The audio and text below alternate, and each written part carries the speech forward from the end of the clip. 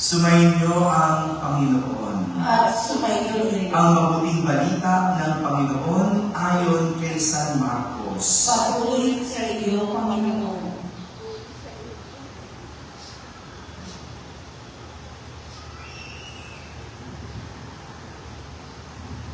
Noong panahong iyon, may isang ketonging lumapit kay Jesus, nanigluhod at nagmakaawa. Kung ibig po ninyo, ay mapagagaling ninyo ako. Nahabag si Jesus at hinipo siya. Sabay ang wika, ibig ko, gumaling ka. Noon di, nawala ang ketong at gumaling ang tao. Pinaalis siya agad ni Jesus matapos ang ganitong mahigpit na bilin. Huwag mong sasabihin ito kanino man. Sa halip ay pasuri ka sa saserdote. Pagkatapos, maghandog ka ayon sa iniutos ni Moises upang patunayan sa mga tao na ikaw ay magaling na. Ngunit umalis siya at bagkus ipinamalita ang nangyari. Ano pat hindi na hayagang makapasok ng bayan si Jesus. Naroon na lamang siya sa labas, sa mga ilang na buhok, at doon pinagsasadya ng mga tao buhat sa iba't ibang dako. Mga kapatid, ang mabuting balita ng Panginoon. Pinupuri ka namin, Panginoong Jesucristo. Magsiupang lahat at pakinig sa humilya. Isang magandang umaga po sa inyong lahat. Magandang umaga po, Father. Magandang umaga rin sa lahat ng mga nasa barangay na nakakapakinig ng ating misa. Sa lahat ng nasa tahanan na nagsisimba online. Sa lahat ng nasa abroad, sa magandang araw po sa inyong lahat. Kasama kayo sa ating banal na pagdiriwang dito sa ating parokya. Isa na namang pagpapagaling ng may sakit ang ipinakita sa atin ng Ebanghelyo sa araw na ito. Isang ketongin. Ketongin ang nanigluhod at nagbakaawa kay Jesus. Sabay sabing, kung ibig po ninyo, mapagagaling ninyo ako. Kung ibig po ninyo. Nahabag si Jesus at hinipo siya. Sabay wika, ibig ko, gumaling ka. Noon din, nawala ang ketong at gumaling ang tao. Noong panahon ni Jesus, dahil nakakahawa ang ketong, kinakailangan lumayo ang may sakit sa mga tao. Walang lunas. Para hindi siya malapitan, kailangan meron siyang bell na hawak. At habang nagbe-bell, sumisigaw siya na ketongin, ketongin, ketongin. Sinisigaw niya yung kanyang sakit para malaman ng tao na dapat siya ay layuan. Para malaman ng tao na siya ay parating. Sisigaw niya, ketongin.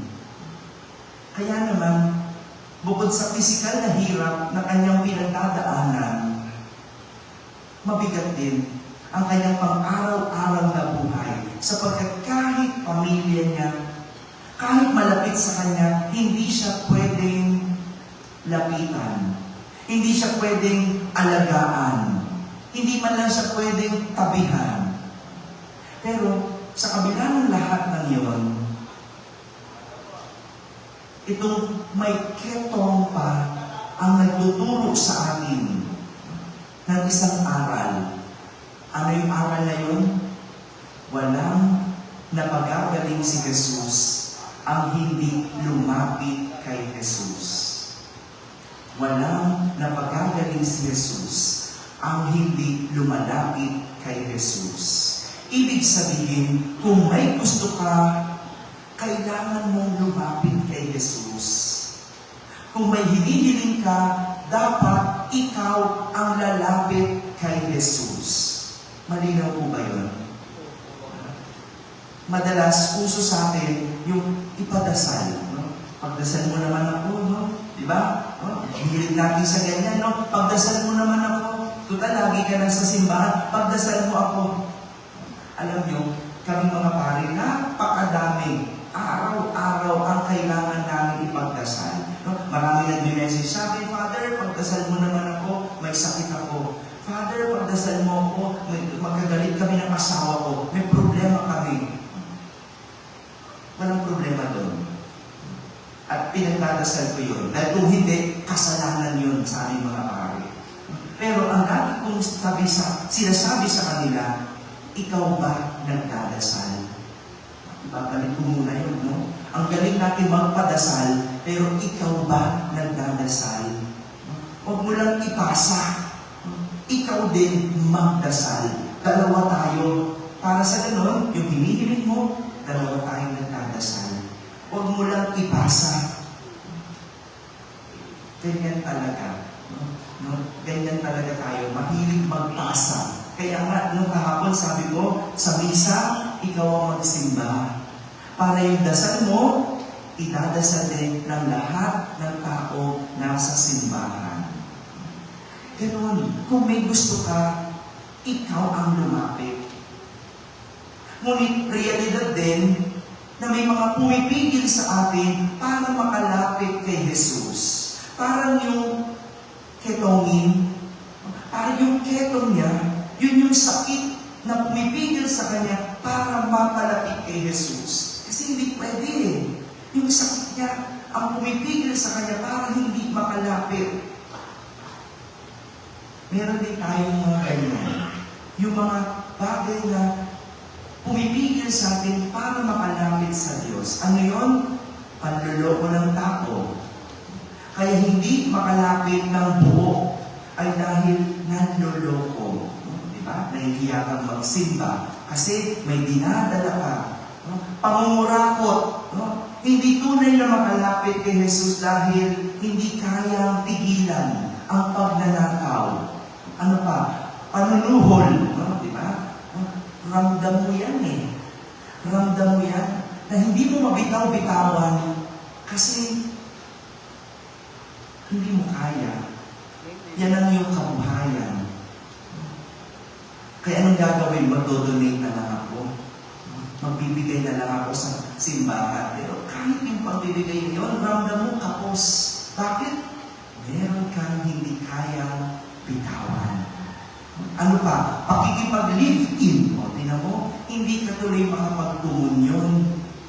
Dahil nabubuhay ka sa kasalanan. Ito yung ilan lamang sa mga sakit natin na pumipigil para makalapit kay Jesus. Mabuti pa yung ketongin sa kwento.